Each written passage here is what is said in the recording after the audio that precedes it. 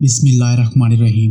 میرے ساتھ ایسا آدمی نہ جائے جس نے نکاح کر لیا مگر ابھی اس کی رخصتی نہیں ہوئی، نہ ایسا آدمی جس نے گھر کی تعمیر کا کام شروع کیا اور اب چھت ڈالنے کا وقت ہو، نہ ایسا آدمی جس نے کوئی حاملہ اونٹنی یا بکری خریدی اور اس کے بچے جننے کا منتظر ہو پھر وہ غزوے کے لیے نکلے۔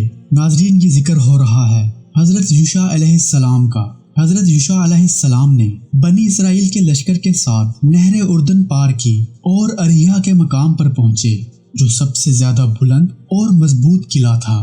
بنی اسرائیل نے 6 ماہ تک اس کا محاصرہ جاری رکھا اور پھر ایک روز قلعے کی دیوار گرا کر شہر میں داخل ہو گئے۔ اسرائیلی روایت کے مطابق شہر کا محاصرہ جمعے کو بھی جاری تھا کہ سورج غروب ہونے کا وقت ہو گیا، جس کے بعد ہفتے کا دن شروع ہو جاتا جس میں بنی اسرائیل پر جنگ اور شکار وغیرہ پر پابندی تھی۔ تو حضرت یوشع علیہ السلام نے سورج کو مخاطب کر کے کہا، تو بھی اپنی منزل طے کرنے میں اللہ تعالیٰ کے حکم کا پابند ہے اور میں بھی جہاد پر مامور ہوں۔ پھر کہنے لگے، اے اللہ، سورج کو فتح ملنے تک یہی روک دے۔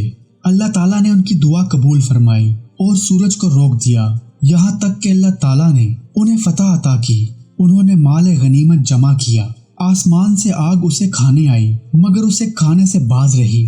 پیغمبر خدا نے لوگوں سے مخاطب ہو کر کہا، تم میں سے کسی نے خیانت کی ہے، ہر قبیلے کا ایک شخص میرے ہاتھ پر بیعت کرے۔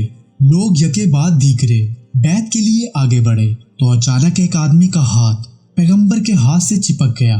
یہ دیکھ کر پیغمبر نے کہا، تم ہی میں خیانت ہے، تمہارے قبیلے کا ہر شخص بیعت کے لیے آگے بڑھے۔ پھر پورے قبیلے نے بیعت کی تو 2 یا 3 اشخاص کا ہاتھ پیغمبر کے ہاتھ سے چپکا تو انہوں نے کہا، تم نے خیانت کی ہے، اس لیے خیانت شدہ مال نکال باہر کرو۔ وہ گائے کے سر جتنا سونا ان کے سامنے نکال لائے۔ نبی کے حکم کے مطابق انہوں نے اسے مال غنیمت میں رکھا، پھر آگ آئی اور اسے کھا گئی۔ نبی کریم صلی اللہ علیہ وسلم نے فرمایا، ہم سے پہلے کسی کے لیے مال غنیمت حلال نہیں تھا، اللہ تعالیٰ نے ہماری عاجزی کو دیکھ کر اسے ہمارے لیے حلال قرار دیا۔ مسند احمد میں حضرت ابو ہریرہ رضی اللہ عنہ سے مروی ہے کہ رسول کریم صلی اللہ علیہ وسلم نے فرمایا، سورج کسی انسان کے لیے نہیں روکا گیا سوائے یوشع علیہ السلام کے جب وہ بیت المقدس کی طرف کوچ فرما رہے تھے۔ اس حدیث مبارک سے معلوم ہوتا ہے کہ حضرت یوشع علیہ السلام ہی نے بیت المقدس فتح کیا۔ اللہ تعالیٰ نے حضرت یوشع علیہ السلام کی قیادت میں بنی اسرائیل کو زبردست فتح سے ہمکنار کیا اور انہیں ارض مقدس سمیت ان کے آبائی وطن کا مالک بنا دیا۔ اس موقع پر اللہ تعالیٰ نے انہیں حکم دیا کہ جب شہر میں داخل ہو تو مغرور، متکبر اور سرکش لوگوں کی طرح داخل نہ ہو بلکہ نہایت عاجزی اور انکساری کے ساتھ سر جھکا کر رکوع کی حالت میں توبہ استغفار کرتے ہوئے داخل ہو اور اپنی زبانوں پر اے اللہ ہمیں بخش دے کا ورد جاری رکھیں، پھر ہم تمہارے گناہ معاف کر دیں گے اور جو لوگ نیکیاں کریں گے انہیں اپنی نعمتوں سے مزید نوازیں گے اور سجدہ شکر بجا لانا، اللہ تمہارے لیے مزید آسانیاں پیدا فرما دے گا۔ حضرت یوشع علیہ السلام نے بنی اسرائیل کو اللہ کے یہ احکامات بتائے اور انہیں ان احکامات پر عمل کی تاکید فرمائی، لیکن سرکشی اور ناشکرا پن تو بنی اسرائیل کی فطرت میں شامل تھا۔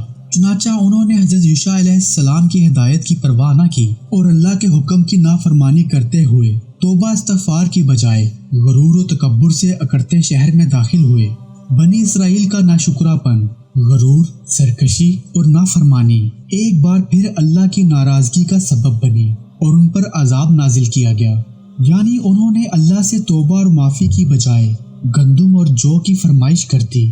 دراصل جب کوئی قوم اخلاق و کردار کے لحاظ سے زوال پذیر ہو جائے، احکام الہی کا مذاق اڑائے، غرور و تکبر، سرکشی و نافرمانی میں مبتلا ہو جائے، اپنے رسولوں کے احکامات ماننے سے انکار کر دے، تو پھر آسمانی عذاب کا آنا یقینی ہے۔ بنی اسرائیل پر جو عذاب نازل ہوا وہ طاعون کی شکل میں تھا، جس میں 70,000 لوگ مارے گئے۔ ان میں سے ایک جماعت جو حضرت یوشع علیہ السلام کی ہدایت پر عمل پیرا رہی وہ طاعون سے محفوظ رہی۔